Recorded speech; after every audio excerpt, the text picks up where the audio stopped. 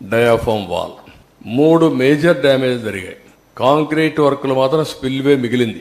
Diaphragm wall damage అయింది. ఇంకొక పక్కన కాఫర్ డ్యాములు up stream down stream 2 damage అయినాయి.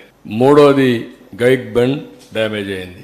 గ్యాప్ 1 ఏదైతే ఉందో ఈసీఆర్ఎఫ్ డ్యామ్కి వచ్చేది అది కూడా సగం 3/4 కొట్టుకోబోయే పరిస్థితికి వచ్చింది.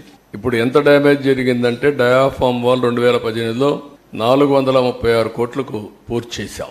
ఇప్పుడు డయాఫామ్ వాల్ రిపేర్ల కోసం కొన్ని రింగ్ బండ్లేసి అక్కడిక్కడ 3-4 ప్లేసుల్లో 33% రిపేర్లు చేయాలి. దాని ఖర్చు 447 కోట్లు. అది రిపేర్ చేస్తాం.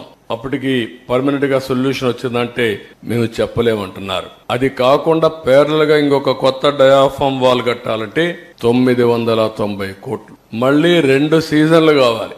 అది కూడా సక్రమంగా చేస్తే 2 లేకపోతే 3-4 సీజన్లు అవుతుంది. అంటే 3-4 సీజన్లు డయాఫామ్ వాల్ కట్టాలి.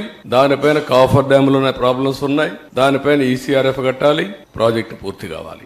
ఒక మూర్ఖత్వంతో చేసిన పనికి దానికి కూడా ఇంకొకటి కూడా సీపేజీ అరికట్టడానికి ఖర్చు ఎంత అవుతుందో సమయం ఎంత అవుతుందో అంచనా లేకపోతున్నారు.